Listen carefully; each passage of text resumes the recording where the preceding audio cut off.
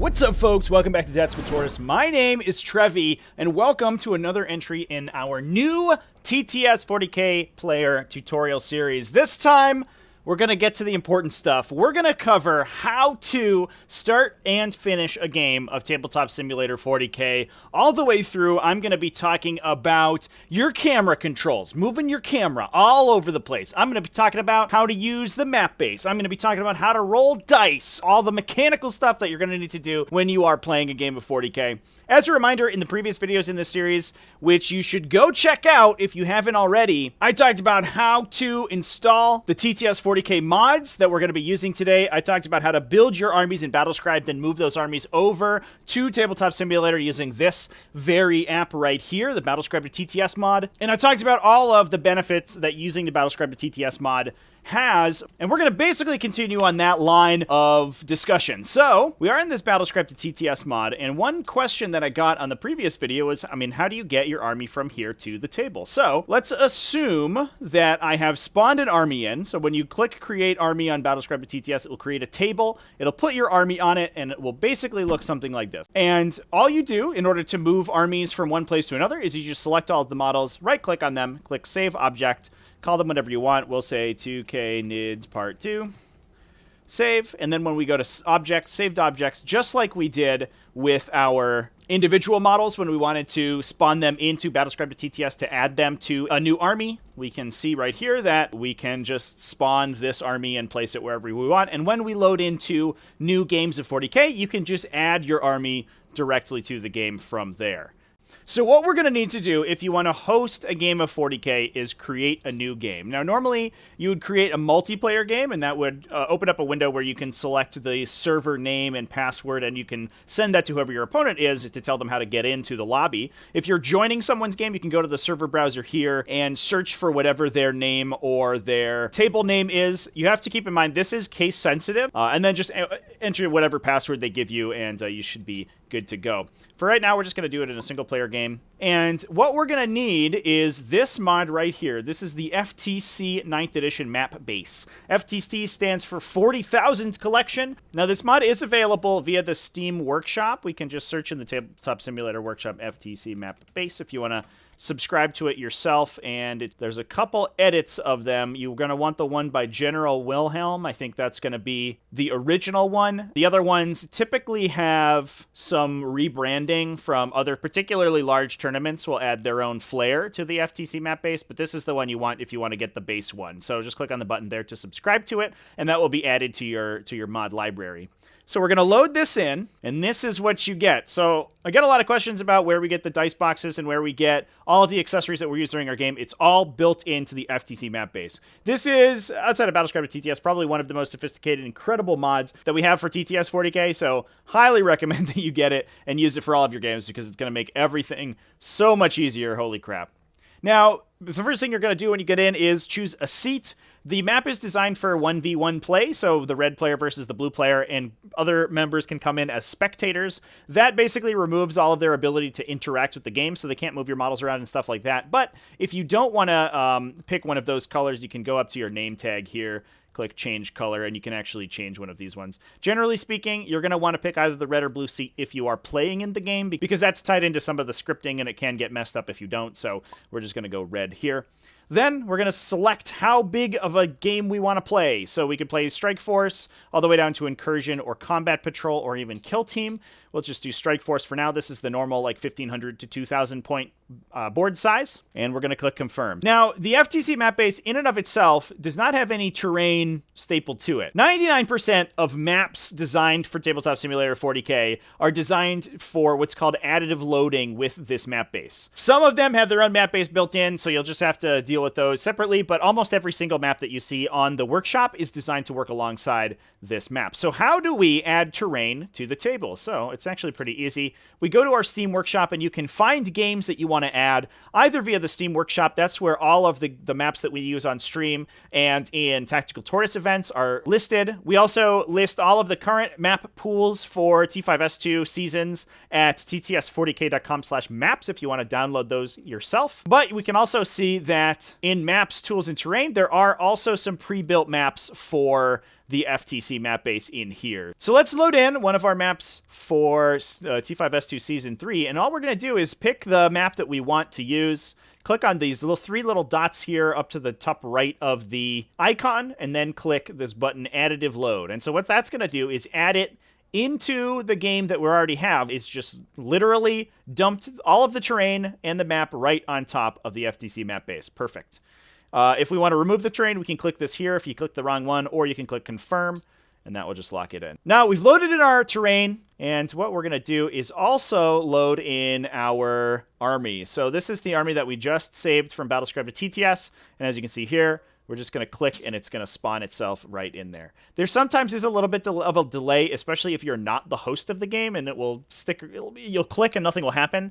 Don't click again, because it will spawn multiple copies of the army, and that can mess everything up. Usually, it takes maybe 5 or 10 seconds for it to, cycle through the system and load all the models, and then it'll pop in. We are ready to play. But first, let's talk about some of the basic Tabletop Simulator controls that are really going to help you out when you're playing your games of 40k. First off, let's talk about how to move the camera. The WASD keys are going to translate your camera just on those 4 axes. And if you want to tilt it, the arrow keys will do that automatically for you as well. If you want to drag your camera around, you can do that by pressing the middle mouse button. That will drag you around. And if you right-click, you can drag your perspective as well. On a related note, if you want to alter your viewpoint, which helps a lot of times for particularly difficult measuring or line of sight, you can do so by pressing the P button. You start at a third-person view, which allows you to move the camera around like this. Pressing it once moves you to first-person camera, which means you basically tilt your camera as if it were a head. You can use the WASD keys to move around in first person, basically like you were controlling a drone. And this allows you to get a little bit closer down to model eye view. Last but not least, pressing the P again will put you into top-down. This is an isometric view where there's no perspective. So you can literally just see everything in a two-dimensional plane. And this makes measuring and things like that from the top down very easy as well. That's especially good if you have really big line of sight blocking terrain. And just sitting at a third person's perspective can block your natural line of sight to things right in front of big buildings and stuff like this. By setting it to the top-down mode, you'll be able to see everything very clearly. The downside is that line of sight is a little bit tricky for non-obscuring terrain because you won't be able to see if your models can see through things like windows and stuff like that. Left clicking is how you select. You can drag and box select. You can also pick up models by clicking on them and then move them around the tabletop. Tabletop Simulator does almost exactly what it says on the tin. It just simulates a tabletop, and what we're going to be doing is literally placing models on it and then moving them, just like you would in a game of 40k. The game itself doesn't really have the rules baked in. The game doesn't know how to play 40k, so you still have to know your rules, and you still have to move things accurately. TTS does make it a little bit easier than in-person play, but you still have to have a good command of 40k in general. Now, some other controls I think are very important is specifically with placing models. So we can drag select units if we want to select a whole bunch of models, and then by picking them up, we pick up all of the models that we've drag selected. If we unleft click, we're going to drop them on the table. While we're holding them like this, if you press the Q and E keys, you can rotate your entire selection. If you have a model highlighted, so you've just scrolled over them but haven't picked them up, you can also use Q and E to rotate them like that without having to pick up the unit. Another set of hotkeys that's very useful is when you have a unit picked up, you can use the keys on the number line at the top of your keyboard to order them into ranks or columns. This is really easy if you're trying to move big units, especially like units of 30 orc boys or something like that. And you can just grab them and set them up in a big brick and put them on the table. And then, fine-tune your placement however you want to. That saves an enormous amount of time. The other thing that's important to talk about is measuring. So what we want to do to measure is use the line tool here. And you can see that we have a couple options on this top left corner. We could change the units that we measure in. Inches is going to be standard because we are playing 40k, but make sure that doesn't get switched around to centimeters. Sometimes it does. We can use 2D or 3D measuring, which that determines whether we're measuring just the horizontal distance along the table, or if we're measuring up on terrain, whether we're going to be measuring the distance from the ground to that point. It is a little bit awkward in a three-dimensional setting to measure that appropriately, so some people just use 2D measuring and then switch it back if they need to measure a model on top of a building or something. We can also determine whether or not the ruler is going to snap to models. So if we want to measure from a model, we can see here that a ruler is snapped to the Hormigant, and we could turn that off if you really need to. Some models have weird bases and don't measure appropriately, and in that situation, that's when turning off this auto ruler mode here is important. But the important part of the lesson here is that pressing tab and moving your mouse across the table is how you actually measure distance. If you are measuring from a unit that you're moving around the table, if you click on it and pick it up, then press tab, it will tell you the distance measured from the model's original position. Even better, if you're currently holding it and you also press escape, the model will move back to its original position. The other function that tab serves is by pressing it just one time and not holding it down, it allows you to ping the table with a little arrow like this. And even better, if you do it while you're highlighting a model, it will actually highlight that model for both players. What this lets you do is indicate clearly to your opponent areas on the table or units. So if you want to say, for example, my Hormigant unit here wants to charge your unit here, it makes that interaction very clean. So now I think we are ready to start playing our game of 40k. So let's talk about the FTC Map Base in and of itself. Now we've loaded in our map, but if we want to edit it at all, there is a menu on the side here we can use, the Table and Terrain Controls. And this will allow us to do things like change the covering on the table, change the table mat that we're using, or if we need to, delete the terrain. This extract button will delete everything besides the terrain. That's important if you want to create maps. But if you have loaded in a map and you decide you don't like it, you can click this delete terrain button and it will delete everything on top of the flex table here. And if we want to change the mat that we're using, we can click, these are some preset options. You can also add any URL of a picture up here and click apply to a mat or table. So if we apply an image to the mat, it's going to add whatever we have in here. You could also potentially do that to the table if you want. I don't like this felt table, so I often change it, especially if I'm recording videos. Then if we wanted to reset the mat image, we could just click on whatever else we wanted. How about a grassy one? And there is our mat and table combination. Now, the FTC Map Base also has a ton of accessories that you can use if you want to make your games cleaner. First off, we have these measuring circles in the corner here. These just measure a distance from a point, and you can use them if you want to, measure ores or something like that. If you are using Battlescribe to TTS, you can use the inbuilt hotkeys to do that, like we talked about in the previous video. We also have a bunch of tokens that are available for you. +1 to hit, +1 to wound, +1 to save, and you can rename these by going into the tooltip and editing this as well. So if you want to use these for something else, then you can feel free to do that. You can just copy with the Control-C and then paste with Control-V. And the cool thing about these is that they actually have multiple faces. So if we hover over it and we press the 2 button, it will move to -1 save instead of +1 save. These are awesome for stratagems or psychic powers, any in-game effect that you'd like to represent with a token. We also have similar tokens for terrain features as well as some other in-game effects. These are just good to have around. Importantly, the map base also has these dice boxes, and these are super important because they make rolling dice in Tabletop Simulator much faster than in a standard game of 40k. These buttons up top change the color of the dice that the automatic dice spawner spawns. Then you can click these buttons to spawn that many dice. So if we wanted to roll a bunch of dice, we can spawn 25 at a time, for example.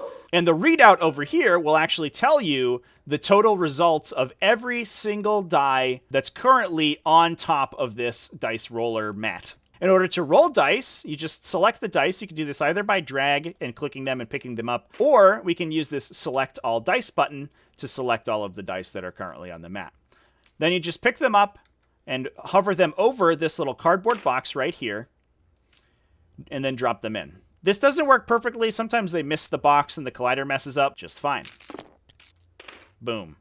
And there we go. The dice roller has randomized the facing on every single die and spit out our results. So here we are. We have 56 total dice. We got a lot of 2s and 4s, I guess, but overall mostly average. And you'll see that despite the fact that the dice roller, it spikes up and down sometimes just like a normal dice roller. Generally speaking, if you roll a bunch of dice through it, it will come out with a pretty even result. Sometimes, and especially for individual dice rolls, the dice roller gets kind of hung up on a result. So using new dice, respawning your dice and deleting the old ones so that you refresh the facing sometimes does matter a little bit. From here, we can organize our results depending on what we need to hit, for example. So we have these buttons on the side here, which will delete individual rows of dice. And we can also select individual rows of dice. So for example, if we have an effect that allows us to reroll ones, we can click this select one button to select the entire row and then put those back in the dice roller to reroll.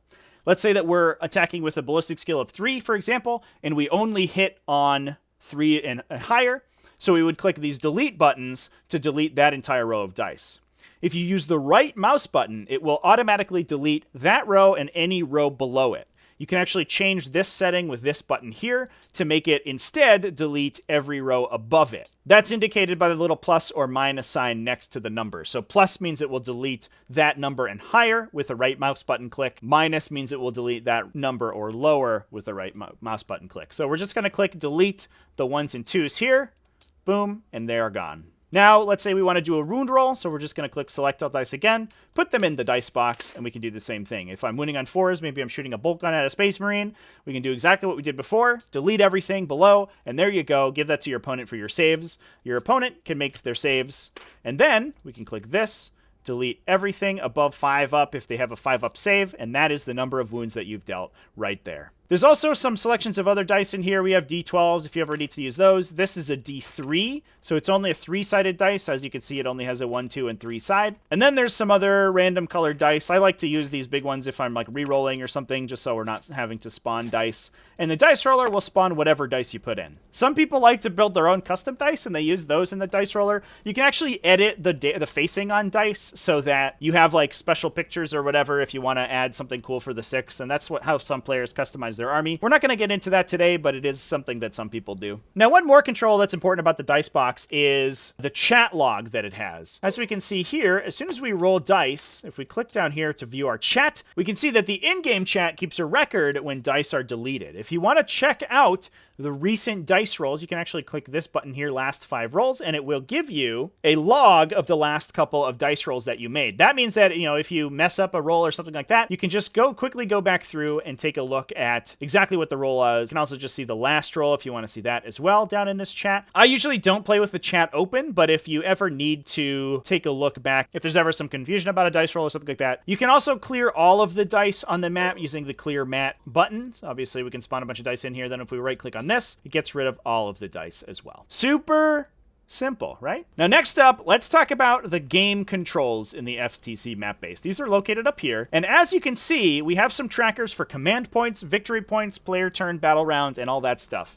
These are, for the most part, governed by these 2 buttons right here, the start game button and this red player first button. Don't touch these until the game's actually started because it can muck up the counters sometimes. So before deployment, all that stuff, leave these be. Then we can also select our mission and deployment zone. So after you've rolled for your mission, you can see that we can pick what style of mission we want to play. We're on a Strike Force map right now, so let's load some Strike Force missions. The Tactical Tortoise maps have actually a mission as well as deployment zones built into the map. As you can see here, they have these red lines, as well as the white lines for table quarters and the objective zones. Not all maps have this, so if you have a map that does not have its own built-in mission, then you can roll for one normally. And to set up the mission, you'll just click through the menu here, and you can see that it spawns objectives and deployment zones pertinent to the mission. Now, the objective zones that it spawns can actually display the aura that you need to control them. Again, just like the tokens before, you can do this by hovering over it and pressing the 2 button, and there we go. It shows a 3-dimensional control zone. In order to go back to the original token,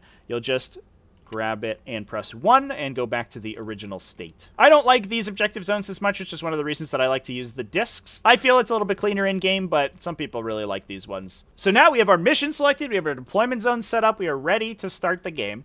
Let's select some secondary objectives. So we can access the score sheet here by clicking on this, and boom, there it goes, it loads in. What we want to do is select the mission format that we want to be using. So usually we're going to use Grand Tournament 2020, so you just click through, but you can also see that this cycles through the picks for secondary objectives. It's also important at this point as well to put your player name in the top left corner. All you have to do is click on this, and it will automatically load whatever your Steam ID is. Now this starts unlocked. You can lock objects down so that they can't be interacted with or moved by hovering over them and pressing L. That means that when we're clicking on this, it's not going to be bouncing up and down, essentially. Now, there's 2 ways to add secondary objectives to your score sheet. The first one is just by clicking here. You can see we can click through and select all the 3 secondary objectives that we want. The score sheet will automatically zero out any secondary that we already have a pick in the same category with. So, for example, if I have Assassinate, I can't pick any of the other Purge the Enemy secondaries. It's only going to give me the secondaries from the other categories as well as the mission-specific ones.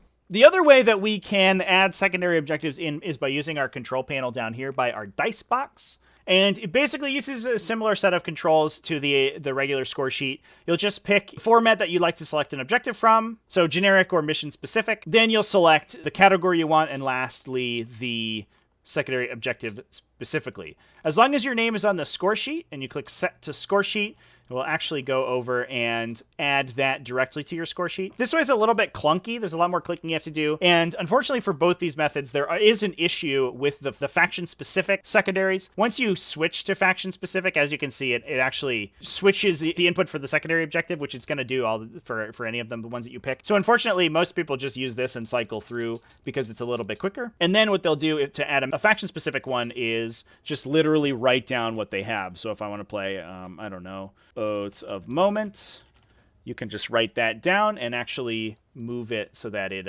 appears on the score sheet. So now we've picked our secondary objectives. We're ready to start. So again, you'll just go through the normal start of game procedure with your opponent. You'll roll for attacker and defender. You'll pick your sides, deploy your armies, do all that stuff, and then you'll start scoring points. So how you do that is for each battle round, as you can see, we have the normal command phase scoring up here.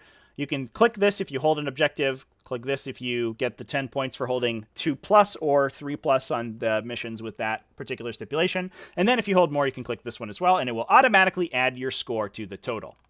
It's important to note that, as we can see here, the score sheet automatically ends 10 points for being fully painted, so that's never really something you have to worry about on Tabletop Simulator. You'll just always sort of assume that everyone has 10 points forever. And in addition, the system automatically maxes you at 45 primary. So you can see if we add more primary here, it's not really going to matter. You can add secondary objective points by clicking the plus or minus here whenever you score those secondary objectives. And if you right-click, it will increase or decrease your total by 5. Once the game is started and you've rolled to go first, you can click, depending on which player won, either the red player or the blue player, you can toggle who the first player is. So let's say I win the roll to go first. I'm the red player, so I'm going to click red player first, and I'm going to click Start Game.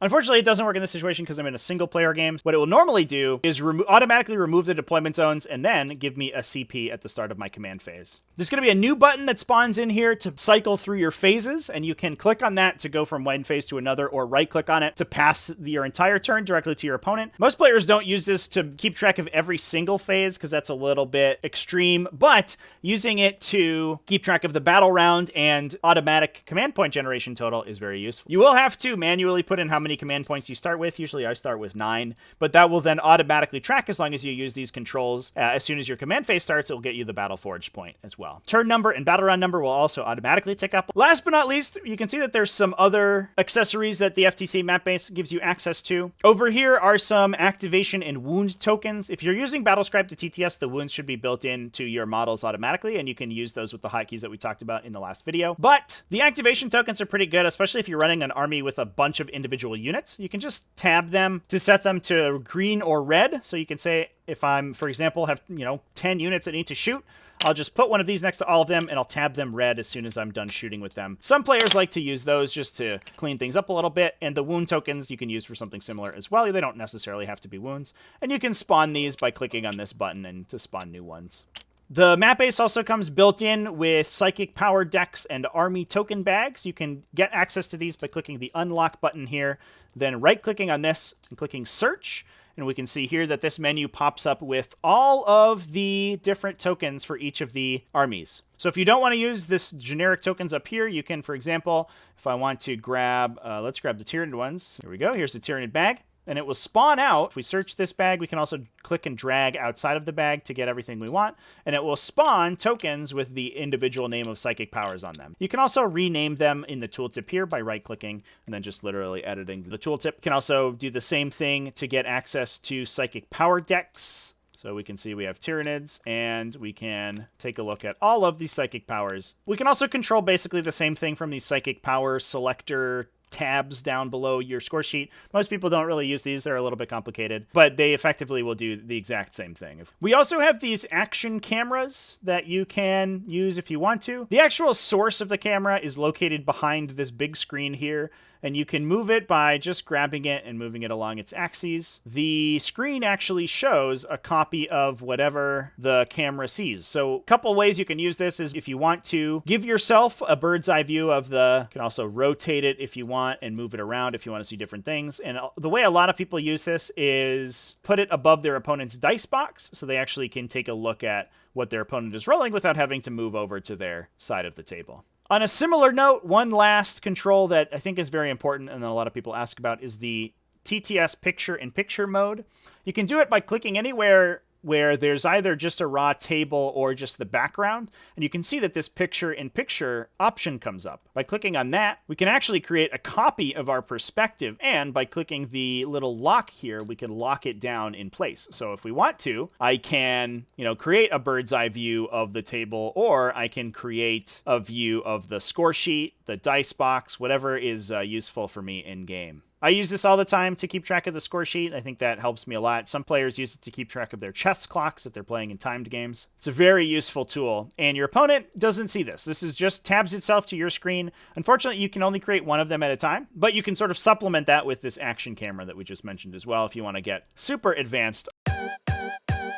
So anyway, that's how you play 40k on TTS. As always, if you want to play a lot of games, we play them all the time over in the Tactical Tortoise server. There's a link down in the description. I highly recommend you come hang out with us. We play competitions constantly. We have tons of special events. We have one coming up on February 20th, an all-day RTT, 3 rounds in 1 day. It's going to be awesome. And as you play more games of Tabletop Simulator, you'll get much more used to the controls. The first couple games are always a little bit overwhelming. Knowing all the controls and how to move the camera around is a little bit weird, but 2 or 3 games in, typically you'll find yourself being able to navigate things really easily, and it all comes very naturally. So I hope that you find this video insightful. If you did, a like and a subscribe on the video would be super helpful. I really appreciate it. Also, really appreciate it if you check out my Patreon over at patreon.com/tacticaltortoise. Helps me all this 40k and Tabletop Simulator content. Big thanks to my patrons over there who've been supporting me doing this. They're super awesome, and I really appreciate them. Also, channel members, those people are sweet too, and you can join them in the link down below the video. Remember to keep it classy, folks, and